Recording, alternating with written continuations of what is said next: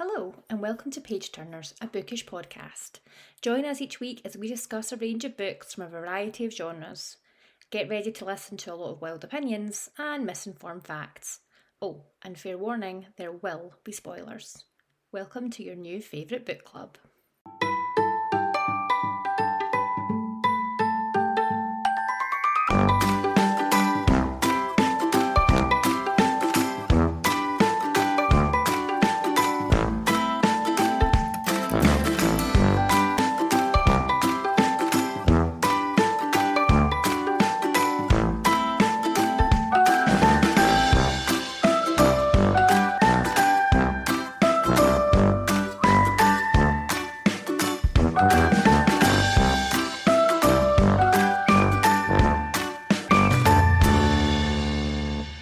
Happy Halloween! How are you, Liv?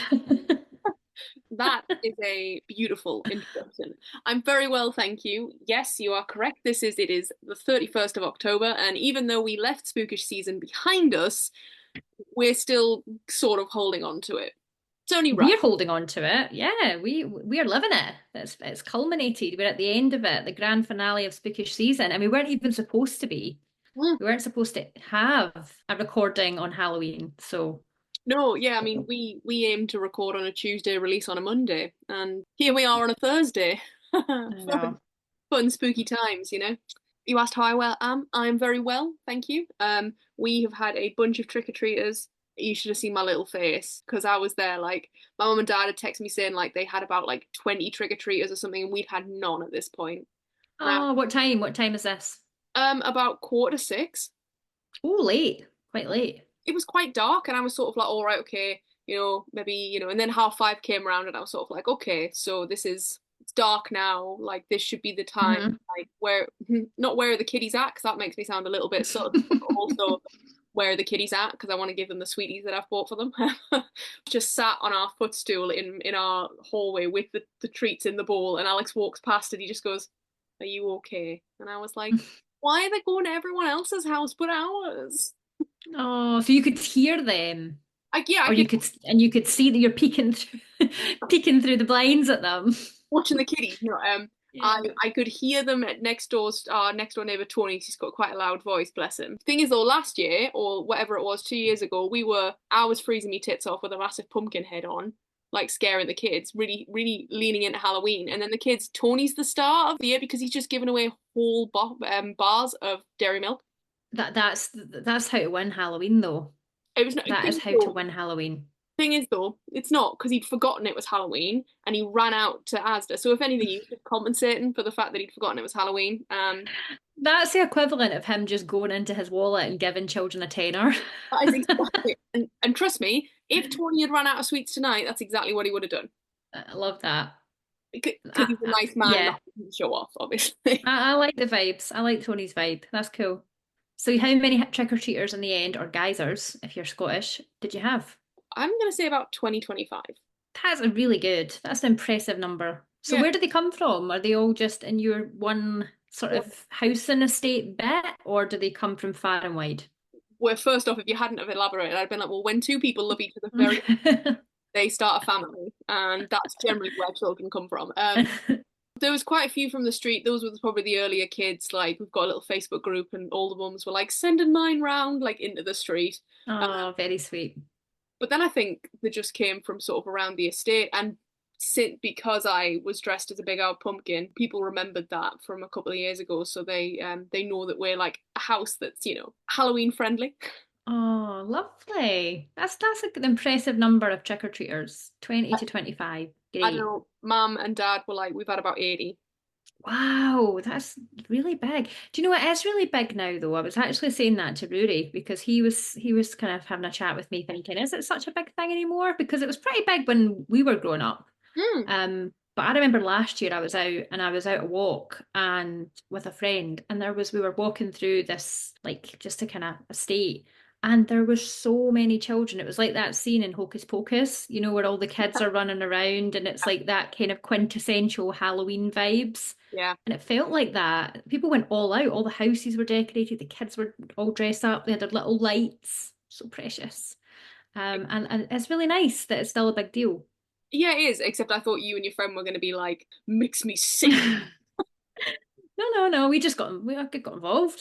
Just put some dilly boppers on and went to doors. No, but it was really nice to see it because I thought it wasn't such a big deal anymore because when I used to live in Guernsey, it wasn't really a big thing. So the kids would kind of go to family. When I was a teacher, the kids would say, "Oh, I'm getting drove around different family members, and we'll do trick or treating that way." Not the traditional going round people's houses, Oh, ringing doorbells. I do know that like my some of my friends weren't allowed to go trick or treating because their Hmm. parents thought it was akin to begging. Okay. And of course there were the friends that were super religious and it was a sort of a the parents thought it was like celebrating the devil. But yeah, no, mum and dad never had that for me. We were all yeah, we were always out trick or treating. If there was some intel being like, oh, these guys give really good sweets, you bet we're going there. There's a really rich Oh estate yeah. where my mum and dad lived, like with well at the time it was all brand new build houses. So that was where all the kids went because it was like, yeah, well, it's the where Mm-hmm. people live. Mm-hmm. Mm-hmm. But actually, I would like to talk to you because you threw me with geysers when you text me saying that we hoped we got a lot of geysers, and it was Alex and I piecing together disguise geysers trick or treat like that. We were like, oh my god, and then just doing a little bit Yeah. of just sharing your culture with me, Amy. I love it so much. Just just sharing my Scottish culture with you. Yeah, geysers. That's the kind of I don't know if it's only Scotland that calls it geysers. I'm not sure, but yeah. And then it was traditionally turnips that got carved. Yeah, because pumpkins weren't as abundant No, or in as abundance as they are no. now, perhaps. I think we absolutely grow them now for Halloween, don't we? Because going to pumpkin patches is like quite a fun thing that families do now. Yeah. Alex and I did it like 2 or 3 Halloweens ago, and honestly, if I wasn't looking for the giant pumpkin head, like I'd have just been there being like, well, I'm picking 1 or 2 pumpkins here, and this is completely pointless. I'll just go to the supermarket. Oh, yeah, we passed it. So it's not far from where I said we were on Saturday. We went to Loch Lomond on Saturday. So you drive past a really popular pumpkin patch. Um, if you can call pumpkin patches popular. And they looked quite sad because you passed the fields where they were all growing and it looked just like a mud mire and the Oh, pumpkins were not big. yeah, no, that is sad. Thinking about maybe pumpkins were a richer vegetable, root vegetable. I don't know. But I don't know, maybe quite Americanized too, like jack-o'-lantern. It's like an American thing too, isn't it? More so. So I think we've adopted that from yeah, American Halloween. absolutely. And I mean, they go fucking nuts. But Oh yeah. there's something that I'd forgotten that children do in Scotland that they do not do in England. They tell jokes. They do trick or treat. Yeah, you have to do something to earn your treat. That's Yeah, right. well, that does not happen in England. So Oh. I've got a friend who's over in Bo'ness and she's English. So she was texting me like being a child. She was like, "Can I tell you a joke?" No, fuck off. Like, I'll take your sweet and fuck off. I was like, "Oh no, it's a thing. Kids will do it here." It's a thing. And she was like, Yeah. "Oh, is it?" So now, But I remember being a kid though, and you were like schooled on it. Like I remember on like maybe just before you went out to do trick or treating, I would usually go to my grand's house, or the cousins would go to my grand's house just to let her see us like in our yeah, Halloween costumes. Um, and she would say like, "Well, what's your joke?" And you mm, had to stand up in the living room and say your joke to everybody because people were like, "You got to be prepared. Come on, you can't go out the doors without a joke." yeah, no, Yeah. I mean, I was asking kids for jokes, and some of them were fumbling about, but some of them were pretty bloody good. What did we have? What was good? Alex's favorite was why did the donkey go to the shop? Okay, I don't know. Why did the donkey go to the shop? Because there was hee haw in the house. Yay! Perfect. Alex That's a great one. Alex really enjoyed that one. I really enjoyed how does the moon cut his hair? The moon? Yeah, Oh, I don't know. How does the moon cut his hair? he clips it. Nice. I love that. Those are really good. Yeah, I thought they were I like some of them. I mean, don't get me wrong, some of them were dire. Bless these little kids. Like, why did the dog Yeah. cross the road? And I, Some I, of them have just made that up entirely, haven't they? They've like, shit, a joke. I don't know. What can I say? but they were good. I'm trying to think there were some good costumes, some good costumes. Some very like substandard costumes. But I find that boys wear like worse costumes. I think sometimes when I was teaching, the boys were pretending not to be as into it. But Mm, then on the night, they were like, oh, actually, I am quite into it now, but I haven't got anything prepared. So I need to do a bit of a makeshift last minute deal. well, also I Yeah. think this is a little unfair as well because boys can wear like just like a morph suit or something, and it's like, you know, Yeah.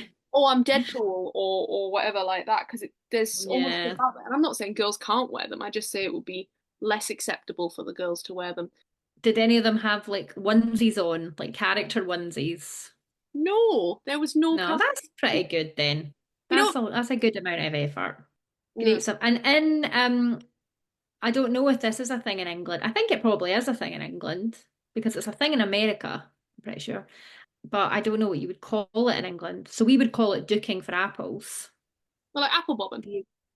You call it apple bobbing. Yeah. Yeah. So we call it duking. But yeah, it's Sorry, fun. duking. Like how Duking. DUK, like Duke or DOOK? I would say it's DOOKING. Not Like you not have a duke.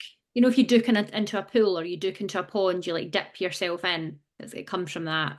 right. Okay, that is not a term I've ever heard. But thank you again. Yeah.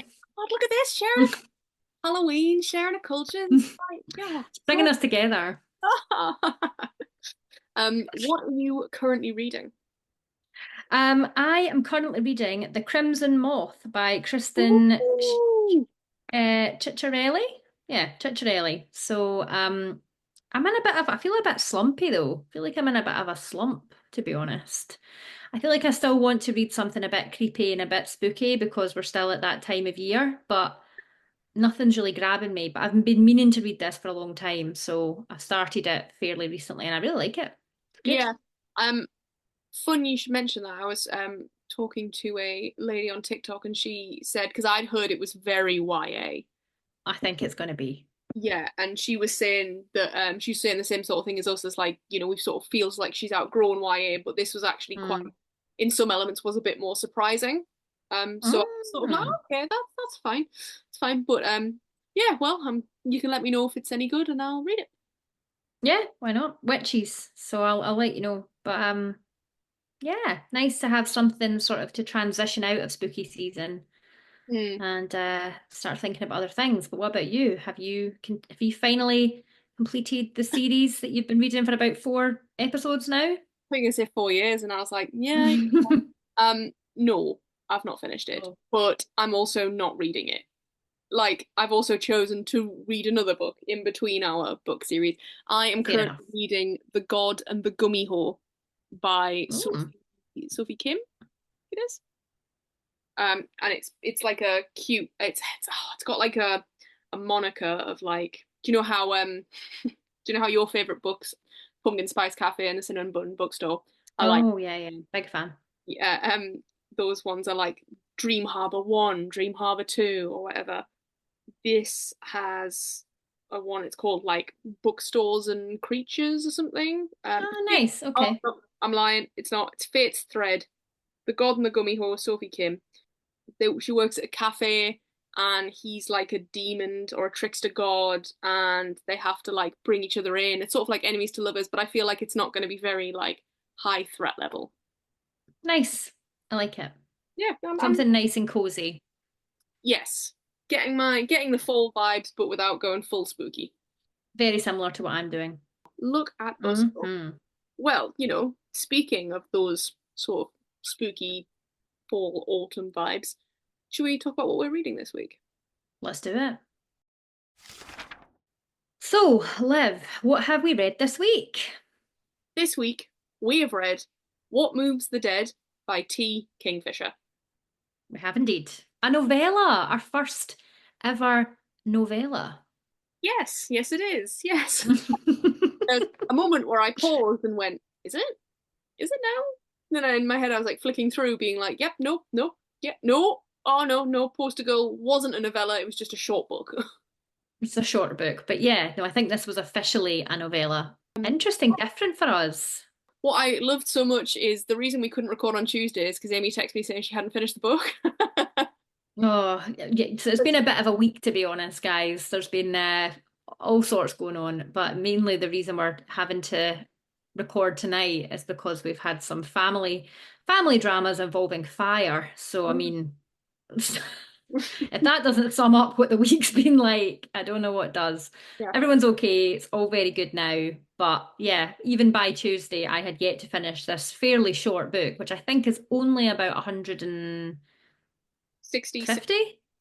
Yeah. Sorry. So Only reason I know that is because I was reading some of it on my phone and I was like, how far through am I? And it went like, how many of the pages of 166? So I was like, all right, cool, yeah, no, fair.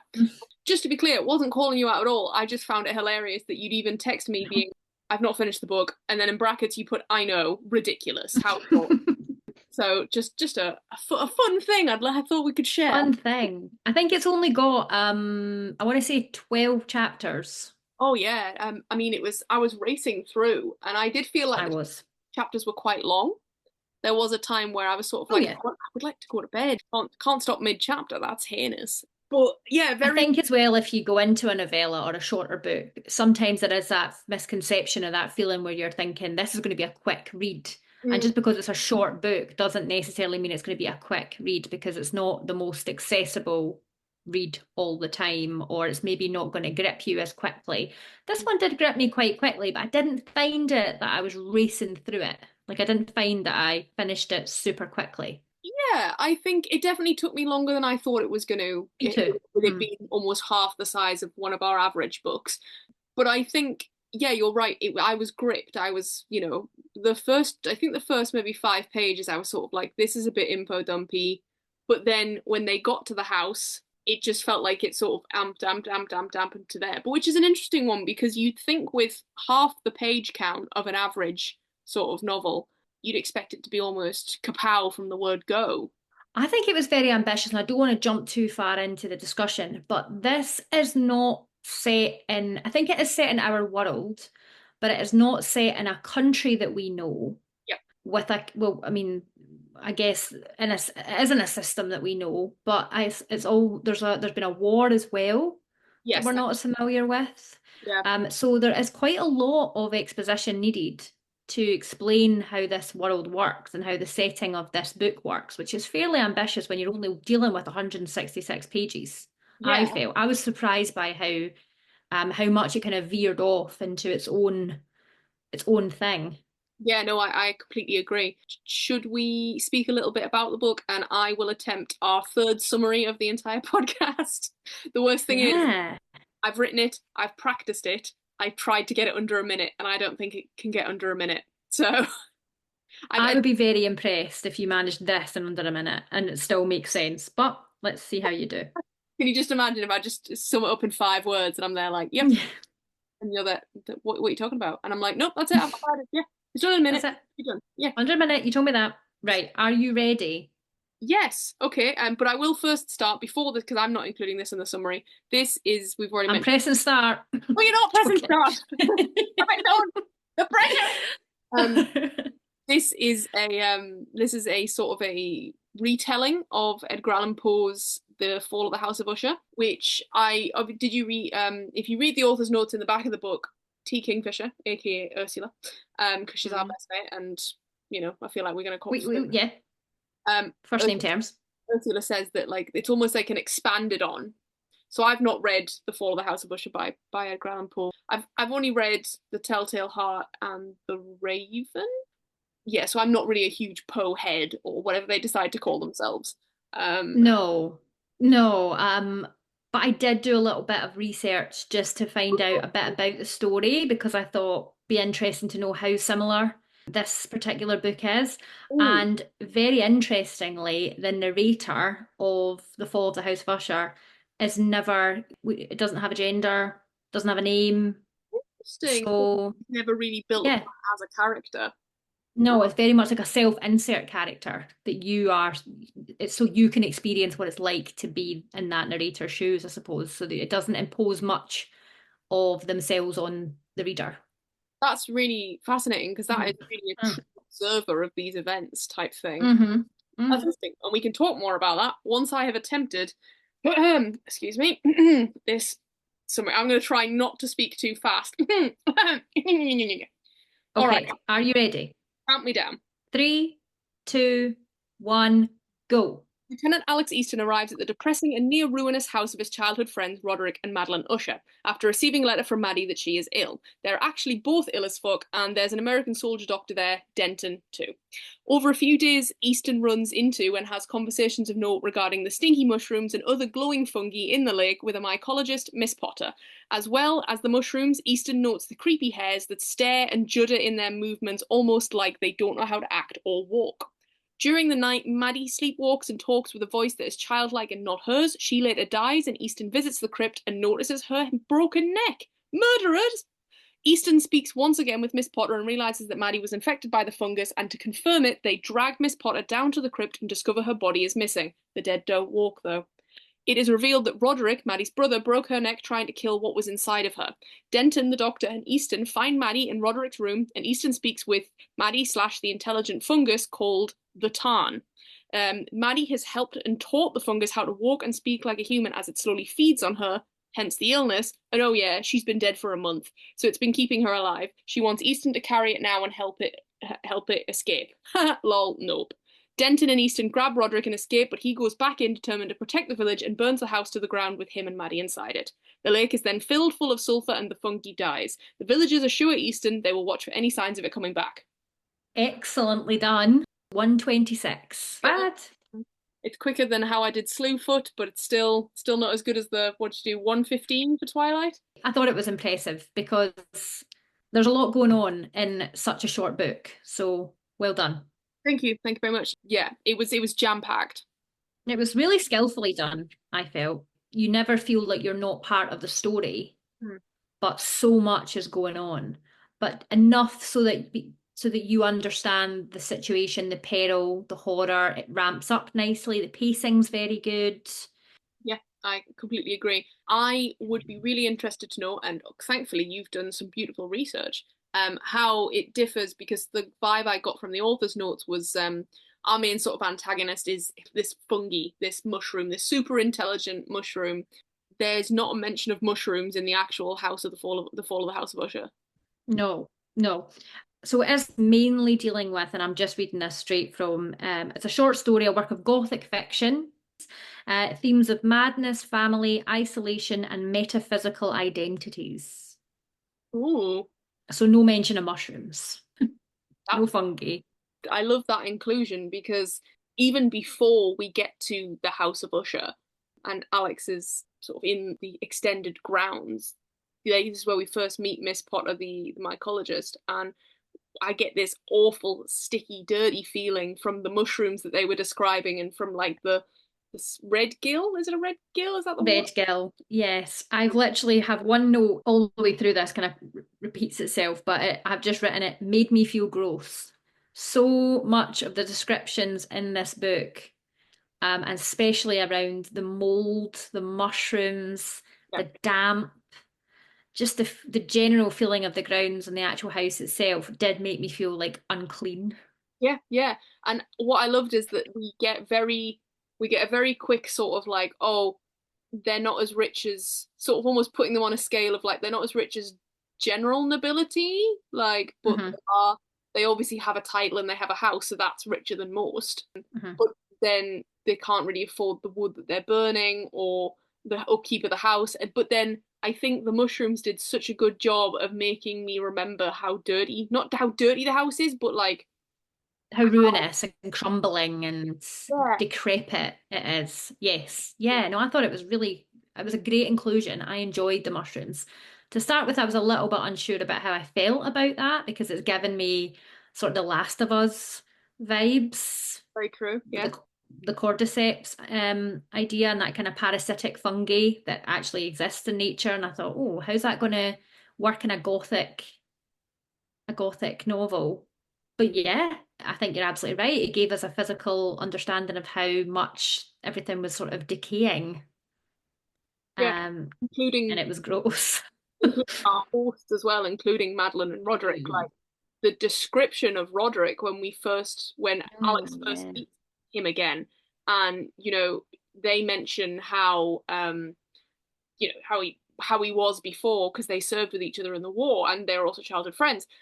Their description of seeing Roderick again and their surprise at it was was mad. Yeah.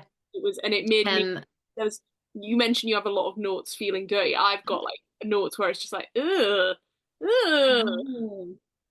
Similar to when they meet Madeline. I mean, they know Madeline is ill Yes. because Madeline has written to them to say, I'm dying. But the description of her fingernails, is it? And her Oh, eyes? I was like, oh gosh, that is grim. yeah. Yeah. I am. I have a question for you. Maybe it's a little too early for questions. Who knows? But we Oh. just do whatever the hell we want. So why not? It's our Obviously, podcast, okay? absolutely. If you've got a problem, complain to us in 300 words, and you get free book. um, We will do anything for engagement now. Uh, sorry, go on. we that you mentioned there that the reason that Alex comes to the house is because they get a letter from Madeline saying that they're ill and that Roderick thinks she's going to die. But then we learn later that I think Easton's there for probably about, let's say, 5 days at the max. I thought time was Yeah, it isn't long. They aren't there that long. no. So that let's say No. 5 days max or something, and Mm. then you find out that Madeline has been dead for a month. Like that the fungi has almost Oh, reanimated her, no. has been speaking through her, everything like that. So my question is, who wrote the letter? Ah, that's a great question. I think it could well have been the fungi because there is a lot of talk of the idea that it learns. So the fungi uses pronouns in this book that are more commonly associated with children. Yes, or it's not so much that they use those pronouns, it's that Madeline uses those pronouns for the fungi. So we get this Right, that she views the fungi as a child who needs to be as a child. cultured and given Yes. to live. Yeah.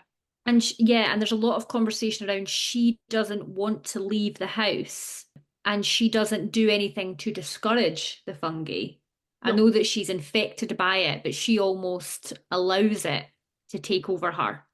Yeah. Um, so it could very well be that the fungi wrote the letter.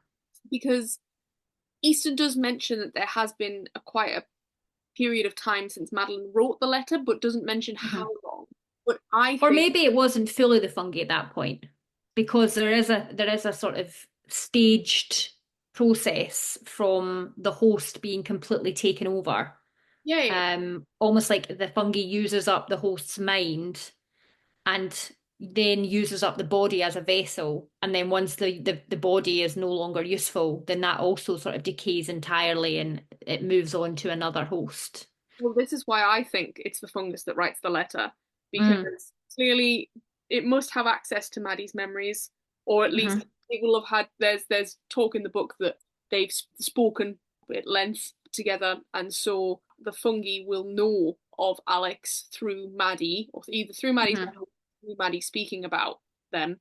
So I think they know that Easton would be somebody who would come, and then they could infect Easton, a healthy horse, hmm to be taken away from the house and spread, essentially. And spread wider. Yes, because Roderick is too, well, is similarly infected by the fungus, but not as in advanced stages as Madeline is. Yeah, But he is no longer a perfect host that can be used. no, So it's clearly looking for another, as you said before, sort of like healthy host. yeah, yeah. Um, and I There's, and I assume they don't have any other friends or family or connections. It doesn't sound like they do. oh, it sounds as if very much like I wonder whether it's to do with their financial state, like they're potentially looked down upon in their circles because they're not ruined, but they aren't as affluent as the name maybe of Usher used to be. Another interesting question, a bit more of a deeper one, Oh, we're getting deep today. deep down in the dirt with the mushrooms, baby. Um, Oh no. um, Ah. there's a lot of talk of Maddie trying to convince Easton that the mushrooms aren't evil. You know, obviously the childlike pronouns and the fact that they don't understand that what they're doing is, morally wrong. Was there ever a part of you? Because there was a part of me that was like, are they just telling Maddie what she wants to hear? do they associate her as like, were they playing on that nature of being quite childlike?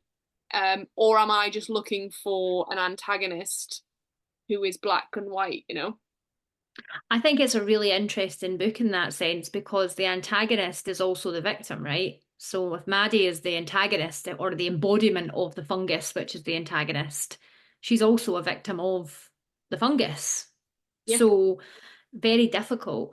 Um, I think that it preys upon people's weaknesses, and Maddie was a good host because she's empathetic. Mm, Perhaps we got a lot of that from Roderick, that they had a very strong love for one another. Like he cared about his sister a great, great deal. yeah. And although he obviously snaps her neck, um, I feel like obviously that was a almost like a putting someone out of their misery type thing, right? Like it's a kindness to her to do that. So I think he's gotten to the point where he realizes it's no longer Maddie in there, or yes. or I think they mentioned that Denton, because Denton covers it up with Roderick because he tells him that the thing inside is no longer Madeline. Hmm. I find it really, I think your question is really interesting though, because I think it's very difficult to answer because we don't really know what Madeline used to be like. Very true. So it's very unreliable, isn't it? We don't actually know why she was so easily, sort of, no, maybe not easily influenced, but why did she decide to allow the fungus to take over her? Is it because she's ashamed of the fact that she lives in ruin? Is it because she doesn't feel there's much left of her life to cling on to and she's happy to let it go? We got a I don't very know. so during the sort of and the climax of the novel, she has that conversation with Easton. She says to them, "I'd have been like a placeholder. I'd have just been a pretty thing that I was going to be sold off to a marriage or something." So I think maybe she resents her place in society as little more than a woman to be, sent off to go and secure a position or whatever. But I don't know if that lets us lean into any other kind of motive. But you're right, we don't actually, but even through the entire book, yes, we don't know what Madeline was like before, but also we don't know anything about Madeline because if Madeline's dead when Easton gets there, that's not Madeline from the beginning. No, exactly. So there's nothing really we don't, that's the fungus to us, right? We never actually interact with the real quote unquote Madeline. Yeah, no, no, we don't. All we have is Easton's memories of her from their childhood, Hmm. which are, what's really good about it is I get a real sense of the companionship the three of them had together without us Yeah. having to get like flashbacks of like back then, like none of that I was. thought we were going to get that. I thought it would rely quite heavily on flashbacks because there was so much about they had that friendship when they were young. And I'm not the biggest fan of flashbacks in books. I don't mind the occasional, but if it takes me away from the narrative, it can become frustrating sometimes. Yeah. And in such a short book, I think it would have suffered if we had too much back and forth. Yeah, completely. It's like those chapters where you hate the certain character who the POV is. Like, oh God, not just flicking through it. Like, Yeah. what's the last line? What's the crux? Tell me what I need to know for the Hmm. on that sort of thing. Yeah, no, Hmm. I completely agree. So we should really chat about Eugenia because she's like the here's the science part character in the story. Yeah. Did you get that vibe? Oh, for sure. Yeah. I mean, I feel like even though Easton is the one that brings Eugenia, Miss Potter, into the crypt and is like, oh yeah, these white hairs and things. I I still don't know whether Eugenia would have been the one to make this connection, but I was so frustrated all the way through that it takes them so long to realize that it's the mushrooms. I know, especially because she's studies mycology. Yes.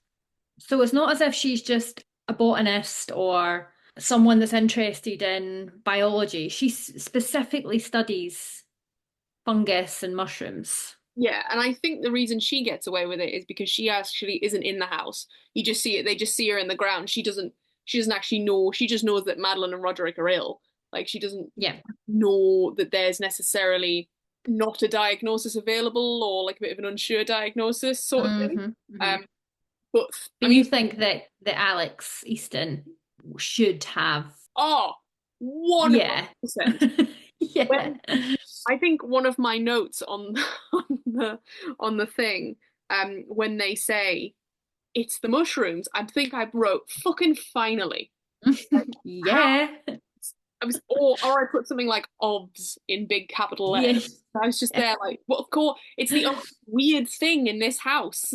Like, Exactly. Yeah, exactly. It's like welcome to the narrative. We've all been here a while. We've all figured this out a while ago. exactly. And I mean, don't get me wrong, I think I would have been let down if that would have been the only sort of little twist. Like, if the only little twist we had was that it was very much like, oh, it's the mushrooms. Oh, but it's the fact that not only was it the mushrooms, is that Madeline was complicit in helping. That was a twist. Yes. And then she's been dead a month. Those were like, oh, cool, yeah, no, brilliant. Those really helped Yeah. not feel like the characters were almost spoon fed. Could it be the mushrooms? Yeah, Yeah, I think you're right. It was more satisfying because we got those extra twists, not just the fact that it was fungus that was inhabiting the bodies. Do you think that having, I guess, I mean, how big The Last of Us is, and there very well may be other media that has the same idea of these kind of parasitic fungus, I suppose. Do you think it would have been more effective had you not already? I mean, I'm assuming you've seen The Last of Us yeah. or played the game, so you're familiar with the concept. So do you think it would have been more effective if you hadn't seen that and this had been the first time that you'd ever Um, come across this? I'm gonna say no because I love like we've spoken about this. We love the feeling of something quite familiar in a story, but a different twist on it. It's why I think fairy tale retellings are always and are probably never going to go out of fashion because there's always a different way to tell the same Hmm. story. And to be honest, because I'm not really a woman of science, sorry guys, you may have picked that up in the last however many episodes. I'm always fascinated by the science character who comes in and is like, oh, of course it's blah blah blah blah blah blah, Yep. because they have all the knowledge and they are the exposition. But no, I think what I really liked, I think I categorize it's really strange actually. I've never really categorized The Last of Us as anything different than a zombie film. Oh, sorry, not film, TV show or zombie sort of like that epidemic element of it that doesn't really change just because they're mushroom people. Hmm. And I've never really considered it apart from, well, I suppose, yeah, I mean, they're not zombies, are they? They're reanimated, well, or they're hosts for Hmm. mushrooms that are intelligent. Yeah, Intelligent in a different way, not intelligent in the way that the fungus living in the tarn in this story definitely is. not. Before we go back to Eugenia, you mentioned that this reminded you obviously of The Last of Us. This reminded me specifically like the white hairs and stuff. Did you watch David Tennant as Doctor Who? Yes, Give I us did. Chloe Webber. Yeah. That episode where they like Is that inhabit what you, the child, yeah. they're all like white spindly things. It's the Olympic Yes. episode. That was Right. and that I moved it for me. hated the little hairs. Oh I hated it. It gave me that feeling of, when you maybe go in, something's been in the fridge for a little bit too long, or a jar's been open in the cupboard for a bit long, and it's furry, like the mold has went a bit fluffy.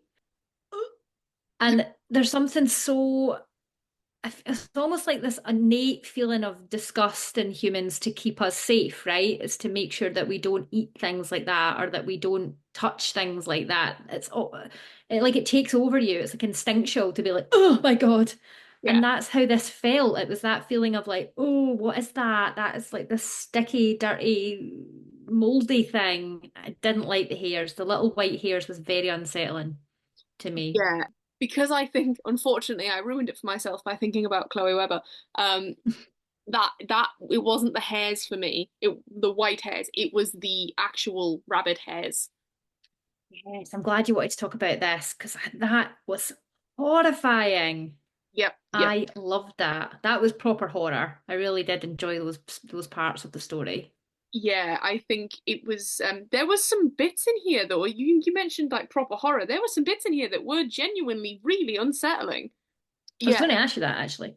I looked at it, it looked at me, it seemed completely normal as hares go, which is to say half starved with staring orange eyes. If it had some strange malady, it was not immediately visible. I took a few steps toward it and finally it did move, but not like any four-legged animal I'd ever seen.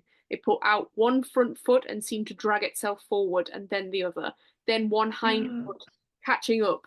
then the other. Oh, it I looked like, know, it's oh yeah, a man gross. scaling a sheer cliff but on level ground. And then it turned and sat up again, watching me. So unsettling. It's almost like something pretending to be human. Yeah, like Mark But Zuckerberg. it, yeah, yes, yeah, yes. And it's just a little bit off. But then that thing that actually, funnily enough, Laura mentioned when she was on the pod, but the uncanny valley, it's almost again like you have that innate thing as a person that you can identify another living thing, another thing that is actually alive and actually functioning as it should.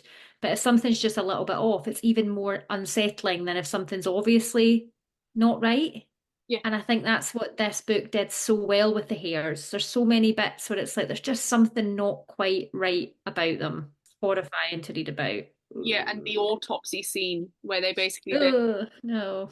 it comes to a moment where they're like, right, we'll have to figure out we reckon we've got a working theory, it's the mushrooms, and they Mhm. realize that the hairs are probably infected as well if Madeline was or is. Um, and so there's a whole scene where Easton has shot one intending to get it, intending to have a look, and it moves again, and they Ugh. convince themselves that they missed. They gaslight themselves into thinking that they missed, and they take one that's drowned in the lake, and they do an autopsy on it, and they see the sort of fibers in the lungs, or they Ah, confirm that that's. gross. But then it starts to move. It's not well. It is dead, but the mushroom doesn't seem to realize that it's dead, and it doesn't.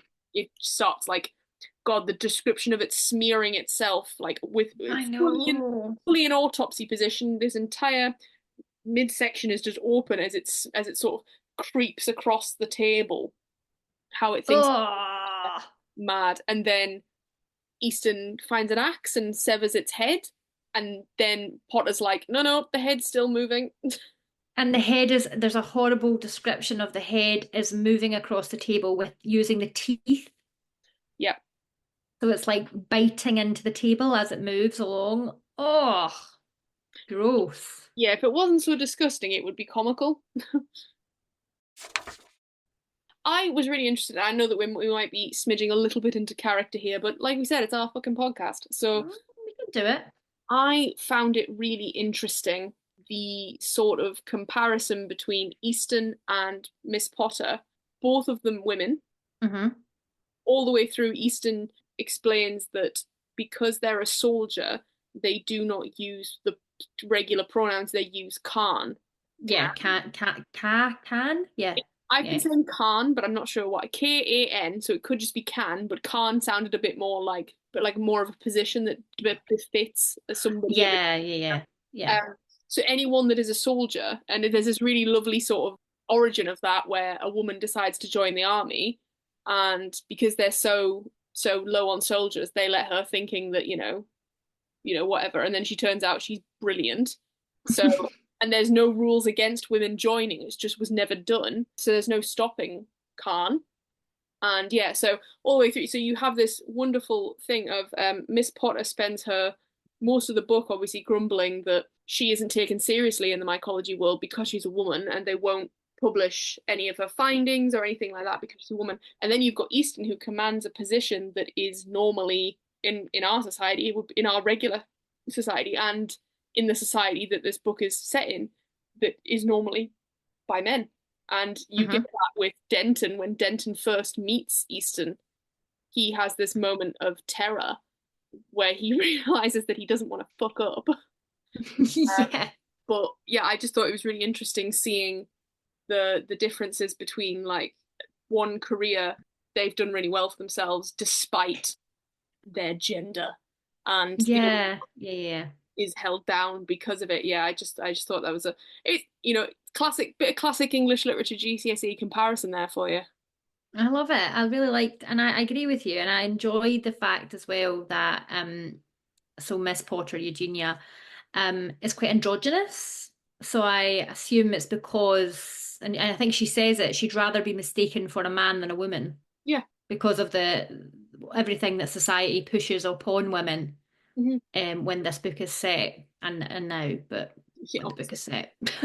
we have to pretend that everything's great now. Not at all. But Miss Potter's not here, so she can True. only experience what she's experiencing at the time. But I tell you now, once Manchester becomes Person Chester, we'll had it all. And That's that's what it. That's it.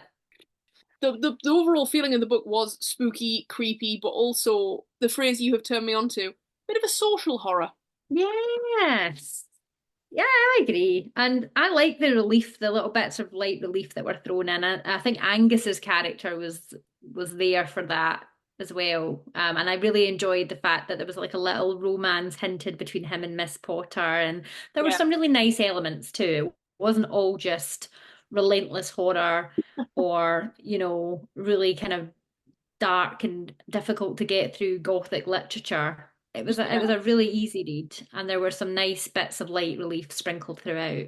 absolutely. Easton was such a funny narrator. Hmm. I love Dave explaining to Denton that Madeline's body is gone. And at this point, we know she's up and walked away. They're still not sure. And they say, we cannot habeas the corpus. Is any of this getting through? I went, eh. Yeah, I really liked how pragmatic they were. It was that scene where the tarn clearly has flashing lights, and it's clearly a little bit odd, and they're like, "Oh, it's a bit like the bioluminescent plankton." There's something really sinister going on here. Yeah. Yeah, and I mean they even set themselves up for that. They're like, oh, I don't really have like this, what's the word? Feeling for the paranormal. Like I probably, Yeah, that's not something. And so when Maddie's sleepwalking and speaking with the voice of a child, because she's not the one necessarily in control, not that she ever is, because then we realize she's actually dead. But brush it off like, oh, Maddie, you're sleepwalking, you weird fuck. Let's go back to bed. Crazy. I know. I know. No, I thought it was nicely done. It never felt too dark. I was going to ask you the question of did you ever feel scared when you were reading it? But I think you already answered that. Not really. Was that right? There were some unsettling, some creepy scenes, but nothing that actually would have stuck with you and made you feel uncomfortable afterwards. Yeah, I mean, don't get me wrong, I've not read an awful lot of books that, especially of that genre, that I wouldn't go to a book for that feeling. Hmm. But I think this is probably the most unsettled I've maybe felt in a book. But again, that is not a high marker, and but also that's not a diss on T. Kingfisher either. It's a very sitting on the fancy answer.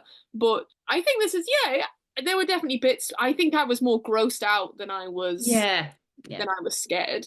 Yeah, definitely the hairs, definitely Maddie when she's walking like and she's speaking and oh yeah, and pointing at, Yeah. that it's learning, that, and I'm almost there with the Kindle in my hand shouting, it's learning! Stop giving it information! I know, I know, I know. Yeah, I think you're absolutely right. It was more like a feeling of disgust. Mm, Even the way that the house is personified, there's some really disgusting descriptions of the house where the wallpaper's peeling off like flesh, and yeah, yeah. yeah, it's really quite visceral and grim. There were But so many lines and turns of phrase that T. Kingfisher used I just thought was so, I mean, disgusting in times, but also sometimes so beautifully done. I Like, I love her writing. I think she writes beautifully. It's not too flowery for me because I know some people don't like that, and I don't love it all the time, but I think that she's very masterful in her descriptions of things, and you're right, really beautiful. I felt the same way when I read Nettle and Bone. yeah, yeah, and Thornhedge is the same, like, but also fun, but Yeah, and accessible, not too flowery, not too sort of try to just get to the plot, get to the point, yeah, get to the dialogue. Because I know we've said before, sometimes we feel the urge to skip if there's not been a lot of dialogue for a while. yeah. But I didn't feel it that at all in this. That's how I also feel sometimes some Gothic, the genre of Gothic, it can be bogged down in flowery language and it can Hmm. trying to be it almost sets itself above as a higher brow genre because of its, use of language and things like that, which Hmm. sometimes you're right, the right word is accessible there, perfect. Like anyone could pick this up. I'm doing final thoughts, like, but anyone could pick this up and, get it. Like, you wouldn't need to necessarily know that this is a gothic novel, or, or has elements of gothic in it. Like, you wouldn't need to be looking for anything like that. But yeah. No, you don't even really need to understand or have any knowledge of the fall of the House of Usher or Edgar Allan Poe's writing. Like you would Oh, still get everything out of this book and have a great time. I think it's just a bit more fun if you do know because if there's little allusions to things, references, you can be like, I get it, I see that, but I wasn't that familiar with it. I think So I think I'm gonna go and watch the Netflix Fall of the House of Usher. I'm yeah. gonna be disappointed that there are no mushrooms in it, though, I think. No, and another modern retelling. I know this is not modern, but this is a sort of twist on the tale, whereas the Netflix series is a modern day version of The Fall of the House of Usher. So I'd like to hope that they, first of all, do have a reason as to why every fuck is ill, or It's why. slightly different in that one. So I have actually watched two episodes since we discussed it, and Oh, it's not everybody is ill as such, it's that everybody dies. So there right. is Okay. it's almost like there's a family, they all want to inherit the money. The dad is ill, and is looking for a bit like Succession, that I don't know if you've ever seen that TV show, but someone has to take on the baton, if you like, and run the big company and get all the money, and all the siblings die one by one in really horrific, gruesome ways. Interesting, interesting. So, Yeah. okay, yeah, because that's sort of the vibe I got before I knew you were reading this, before I knew that it was an Edgar Allan Poe, or whatever, or before I had any preconceptions of the Fall of the House of Usher. It gave me like the Ryan Murphy sort of the assassination of Gianni Versace, sort of more intrigue, human against human. Like I didn't know whether it was supernatural. I sort of maybe got a vibe of that something, but it was the line of succession rather than everyone's just mysteriously ill vibes. But yeah, okay. Well then, yeah, I'll have a little watch and Mm. we can discuss. So the ending, I did find it quite abrupt. Yes. I Yeah.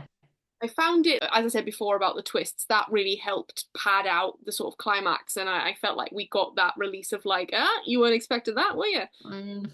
But the ending itself, like they get Roderick out the house. Roderick then decides to go back and burn down the house with him and Mhm. Mel in it. So the house burns to the ground, and then they realize that they've got to kill whatever's in the lake. And Miss Potter and Angus come with hundreds of tons, maybe even 1,000 tons of sulfur, and then they pour that Mhm. in, and you see the glowing lights die. And literally, the last line is something like, "Don't worry, Easton will make sure that nothing ever comes from it again." And it Yeah, just, and they all get back in the wagon and just go away. but I don't even know if that's even described about them going back or anything like that. I was just like, oh, all right, That's guys. us. It's it's how I and I don't know whether this is an insult or a compliment, so I apologize. It reminds me of how indie films and art films end because they really enjoy ending themselves at moments where you'd expect an epilogue or you'd expect Hmm. that something more. And I Yeah. don't necessarily think we needed an epilogue, of course, but it was just like, oh, done, okay. And then I went on to author's notes and I was a bit like, oh, a bit bereft here. You love an ending though. I love an ending. I know you were gonna say that You do. as I was saying it. No, I love an ending. I Yeah. love it wrapped up in a neat little bow. Unless, of course, we're going for a cliffhangery type thing and we've got a sequel in the works, etc. But then I like to know that there's a sequel in the works and that their Hmm. story will continue so that I have that warning. Yes, fair enough. I like the ending, but I like the way I think it worked for the size of the story, and I like the fact that it was told very narratively, like it did feel in a way that you were just along for the ride. Yeah, And that's all she wrote. It was that sort of feeling of like I guess a nod to the kind of old Gothic style of it's all wrapped up, this is it. But there's not always going to be everything wrapped up in a bow. You're not always going to get the full picture at the end. The end is the end, and there's no more to it, and that's it. And it's I very I good. really enjoyed it. And I must apologise because the last line is, and then we drove away and left behind the dead lake and the smouldering timbers of the fallen house of Usher. So Yeah, we do at least get they're driven away from the house. So yeah, I suppose that's wrapped up a little bit. And look, I'm not saying I want to be spoon fed. I want to be spoon fed 6 months later with Easton and Miss Potter and Angus all sat around a table. He wasn't that crazy with the mushrooms or something. It just, I think it was because we'd had sort of the build up, the classic sort of like info, then the build, then the sort of the intrigue, then we get heightened more. The body's not there anymore. Whoa, climax, climax, climax. For me, it was the returning to the lake that I think really made me want a bit more. Would you have liked something even, would something even ambiguous have made you feel better? Like as they drove away, A light pulse in the a lake. light pulsed in the lake. Yeah. I think I would have. Yeah, yeah, yeah. And I'm not Even sure even why. something like that. Or nothing pulsed in the lake. Like even if it had said as they drove away the lake was perfectly still, or almost like this is the end, it's ended now. Yeah, I think if they'd have said something about a light pulsing, I may have thought it was a bit hacky. Yeah. I just can't be pleased, clearly. You That can't be. You can't be. No. But do you know what I mean? It's what do you think? What kind of ending would you have quite liked? Would you have liked something a little bit more, or do you think the whole ending for you just didn't work and you would need something like completely different? I think I'm probably being quite picky, Okay. which classic me. But I'm not sure what more I would have wanted, to be fair. So therefore, is the ending good in itself? Yeah, probably. It's just oh okay. We've I think maybe, and maybe this is through no fault of Kingfishers or anything. The book ends at 91% in the Kindle. So Ah. and then there's the author's note, and then there's a bunch of like also from the publisher these books and stuff. So maybe the problem I had is with the technology, and therefore I'm at 91%, and then we drove away, blah blah blah blah blah, at 91%, and I'm flicking over the page and it's author's notes. So maybe that didn't help with the abruptness of the finish for me. I totally get that. That if you were sitting at the end of that page and you looked down to the Kindle percentage and you saw it was 91, you would be completely right in thinking you're going to turn the page and there's going to be another chapter. I knew there was only 12 chapters though, because when I was starting the book, I just saw the chapters and thought, wow, this is going to be a really quick read, 12 chapters. So when we got to chapter 12, I knew it's like, okay, we're on the home stretch now. This is it. I agree. I agree. I think I really enjoyed the fact that we did do more than just burn down the house. Mm, I'm glad that they poured the sulfur into the lake and they recognised that the problem was in the lake and it wasn't that really annoying thing where like the murderer's lying, they think the murderer's fallen out the window and then at the end the eyes open and they're actually still alive and yeah, or they're it's not really there. frustrating. Yeah, yeah, exactly. Or they look out again and they're gone, that kind of thing. I thought, no, please. But they were intelligent characters and I appreciated that. Except from how long it takes them to figure out it's the mushrooms. But yeah, Yes. I will, Yeah. I will agree to that they are very intelligent in the sense that they do not leave loose ends. No. And oh God, yeah, no, now that you've mentioned that, I really hate it when someone's in a fight or whatever and they've like hit someone or whatever and the body's there and slump and they're creeping over. I'm like, no, no, put a few bullets in that guy. Yeah, Absolutely. exactly. Yeah, we always say that. We're like, just shoot them again. Shoot them again in the head. And then problem solved. It doesn't even have to really be in the head, if you're not that close, that's fine. Just a few more into the body, like that'll incapacitate them if they are still alive at the very least. So, just to be clear, guys, we are not condoning any sort of violence or whatever. We're Oh, expressing our frustration with frustrations. It's most a of common trope, isn't it? I watched Scream the other day. We watched that as one of our like Halloween-y films, my and so many times in that, it's like clearly he is still alive. yeah. Get away from him. And they do that really classic thing of like trying to take the mask off or like, coming back into the house again. You're like, no, no, no, no, no. Run. Oh, yeah. This Yeah. is your opportunity to run. Compared to horror or regular or horror film characters, these guys were super intelligent, like the mushroom is compared to them. Yeah. Yeah, we're big mushroom fans, to sum up. Yeah, mushroom, yes. Love it on pizza, love it in a pasta, absolutely. Not in my lungs though, and not puppeting me while also feeding on me and draining my life. No. I was chopping up button mushrooms tonight and I was looking at them thinking, just you, keeping an eye on you. Do you think, Chopping you up particularly fine. yeah, no. If I somehow pulverize you and I consume you, that's gonna be fine, right? You will break down in my stomach rather than sort of attaching to the inside of Yeah. my limbs. Yes. No. Yes. I never. Do you think like when there's a little squeak when you cut a mushroom or bite into a raw mushroom, do you think that's them screaming? Oh, if it is good, you're not get inside me. So, That is a horrible thing, though. I don't. Mushrooms are weird. I'm sorry, but and I hate the fact, and I know this is the actual term for them, but I hate the use of the word gill for like the oh yeah, horrifying. belly bit that's inside them. Oh no, I don't like portobello mushrooms specifically for that reason. Like the because they're so big. bit underneath, yeah. No. Like sort of like button mushrooms, fine, you don't see it. Regular sort of mushrooms, you can see it a bit, but you chop that up. But portobello mushrooms, especially when they're served like up and they've got that, yeah, no, fuck off. Nah, I can taste what I'm eating and I don't like it. Slimy as well. I think they go slimy that bit. Mm. What I love is Mm-mm. anyone listening to this is like, those guys have some sort of neurodivergence, right? Outing ourselves as beings, just like, eh. Hey guys, if you want to email us 300 words about why Amy and I have any sort of ADHD or autism, that also will, you'll also be included in the free book thing. So, Just not Slewfoot. just not Slewfoot, yes. You can talk about Slewfoot, you just can't have it. That's it. Yeah. Just like our first ever email. We've had our first ever email. We have, and yeah, we should definitely talk about this in final thoughts because it'll, Mm. what sort of not to do if you want a free book. Okay, Liv, final thoughts. Final thoughts plus a small email chat. We'll do the email quickly first. Yeah, no, I text Amy being like, we got this email. I like screenshotted it to you and was like, we got this I'm email. so excited. I genuinely thought one of you lovely people had emailed us and I couldn't wait to read it.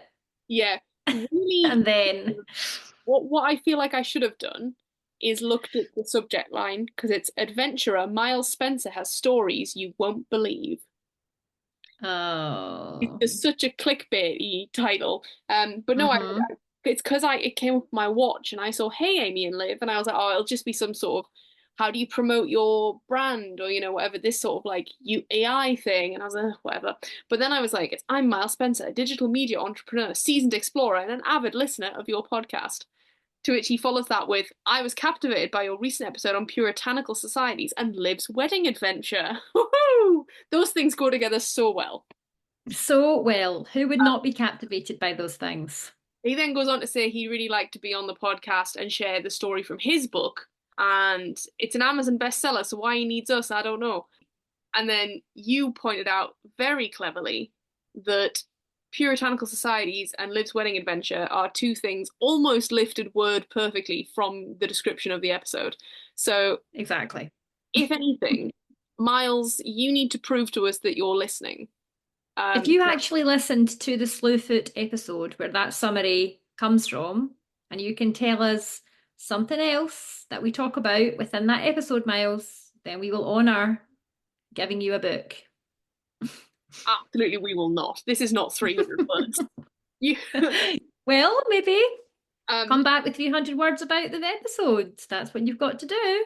I was more thinking if he's an avid listener of the podcast, he'll listen to us now in this episode talk about him and be like, yeah, guys, no, I promise it is me. So if we Well, don't that's believe it. you, Miles, we're going to assume you're full of shit. Exactly. So we know what you've got to do. If he listens to this episode, then he goes back and he gives us some real thoughts about Slewfoot or this one for 300 words. Miles, We've misjudged him.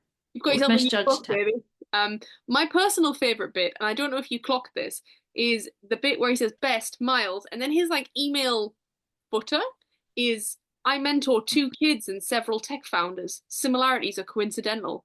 Like, do you think that's meant to be potentially copy and pasted into somebody else's email? Because neither you nor I have two children, or do we mentor any, and neither of us are tech founders. So I what's don't quite know what that bit was about. I did notice that and I thought, oh, is that his yeah, like is that his signature? Like his email signature that sometimes has like contact details in there, or Yeah. maybe some more a link to a website or something. But no, I think you might be right. I think it could be a bit of another email that he meant to send someone else. Bless him. Bless you, Miles.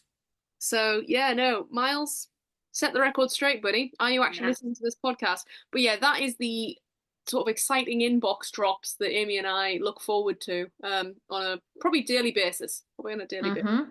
Um, Maybe give you an insight into why we are so desperate for one of you people to email us. I wouldn't use the word desperate, Amy. I Well, I feel like I'm more honest then. very true, very true. Yes, final thoughts. So I fully expected to go into this and sort of think it was sort of okay, like maybe a sort of a nice padding between the end of spooky season and sort of still those gothic vibes and sorry, still a little bit horror-y, that sort of thing. But I don't think I expected to love it as much as I did. Love it as much as you did. Yeah, I would give this 4 stars, I think. Fantastic. Great. I'm Yeah. pleased. I really enjoyed it too. So much so I think I might read the sequel. I was about to say to you, do you know there's a sequel? Because you had said that you would feel more comfortable if you knew there was a sequel. So I just had a look because we were doing all the techie stuff in between parts of the episode. And there is a sequel. It does involve Alex, Yep, it does. um, and Angus and Miss Potter. So really nice. We get a little gangs back together again, which Yeah. is weird because that's what you just said. Like you don't expect the epilogue to be Alex sitting around the table with Angus and Miss Potter, but you get that Mm. in the sequel. Mm. I completely forgot that the other two were in it. Yeah, no, I know. It's basically Alex goes back to their home town, home country, and they go back to their house, and something creepy has happened. Maybe it's mushroom, Mm. maybe it's not. Who knows? But no, I'd be interested to read that again. I think for sure. But Amy, would you recommend it to a friend? Oh, I would do. I don't know how many friends I have that would enjoy this one though, or would necessarily reach for this one is maybe fairer. I think people would probably enjoy it if they took my word for it and read it, but it's quite niche. I think, given the fact that it's so short, I can't see it being something that everybody would enjoy. But I certainly think most people, if they gave it a chance, that I know would like it. So I think I would recommend it to a friend, but I'm not sure a friend would take my recommendation. They don't have. Hey, they don't have to listen as long as you shout from the rooftops. You know that's what counts here.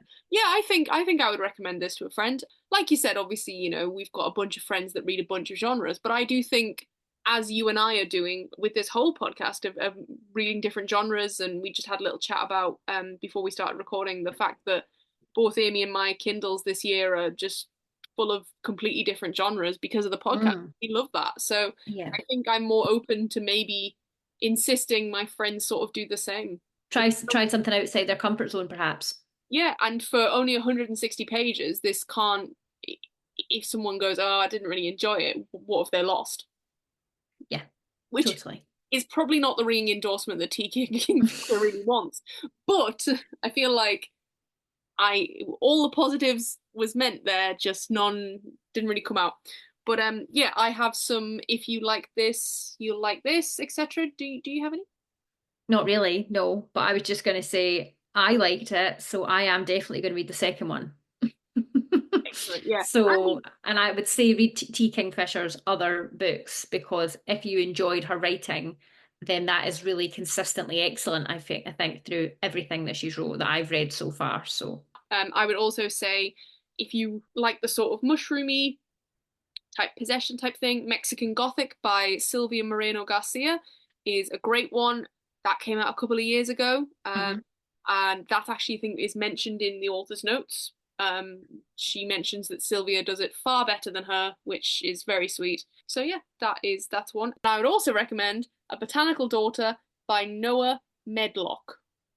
Um, that is a botany, Frankensteiny sort of queer as well. So two gay men, one's a botanist, the other's a horticulturalist. Do not quote me on that. And they basically create a daughter from a plant. And it's a sort of Frankenstein Fun. thing. But it's gothicy, it's funny, it's creepy. Yeah, Cool. Great recommendations. Thank you for those. You are so welcome, and everyone else can Mm. also be thanked. I wonder if anyone's actually ever read any of the recommendations that we've suggested. Let us know. Yeah, Let us know. in the 300-word email that you can. This leads us beautifully back into the emails. Because Mike doesn't qualify. Also, we You didn't. could. You could. So true. The worst thing is, it's not as if like we're a never-ending stream of books and everyone that emails. It's just one person. The first person to do this will get a book, but it doesn't matter. Anyway, I'm not gonna harp on about it. We're not desperate. um, We're so going to have to stop saying this eventually because it's just going to get sad. If we're on like episode 50 and we're still saying, if you would like to just email us, people listening will be like, oh, so stop. maybe we put a sort of if you email us by my birthday, which is February the 7th, then Sounds good. I was gonna say the end of the year, but we've come this far, we may as well go a little further. If you've emailed us by February the 7th with at least 300 words on a bit about the podcast, bit about a book, whatever, just whatever, doesn't matter. We're not going to count the words, but it just has to be a solid email other than love the podcast. And hey, if you want to send that email also, we'd love to have that email. You just won't get a book. Or you can comment. You can comment on all of our episodes. You So we can. have had some nice comments from people. So thank you very much for taking the time to write anything. Grace, if you're out there, hopefully you've listened to some other episodes other than Grace, five. Grace, we did this. We did the cinnamon bun bookstore for you, Grace. I wasn't that keen. And Shh, Liv. I can see your face. We did it for Grace. did it for Grace. Guys, this, I think we in a couple of weeks, we are going to be kicking off Christmas. So Yay! if you Christmas. if you enjoyed the Spookish season content, we will be bringing you Christmas content.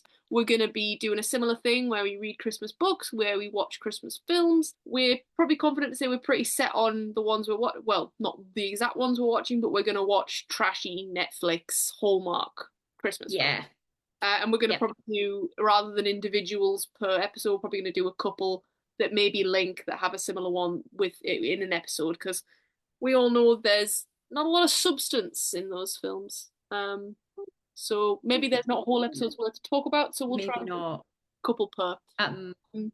but we will focus more on books this time. So if the Halloween horror films weren't your thing, then don't worry, we're not going to do every other episode all about Christmas films. We are going to read more Christmas books. Yeah, and within those Christmas films, there'll also be Christmas content. So our Christmas traditions, our favorite Christmas films, what we love to do for Christmas, all the bits that, I'm sure all of you skip through the first 10 minutes of the podcast to get to the book content.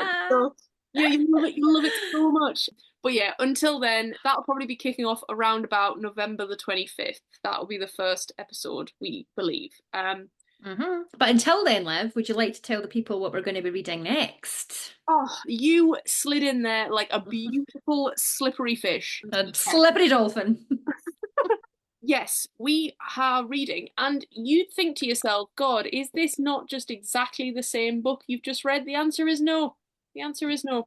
Mm. We are reading Don't Let the Forest In by C.G. Drews, which is giving me queer, dark academia, sort of there's something in the forest vibes. That's it. Yes. And if you need convincing to read this, I think you should look at the Uh, cover. the cover alone Stunning. is stunning.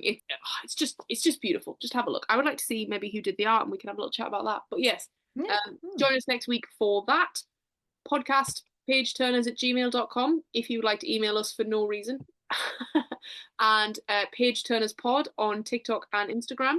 Yeah, please enjoy. Big thank you to Liv for giving you some TikTok content. If you've been enjoying it, it's Yep, all Liv. that's little old me just Mhm.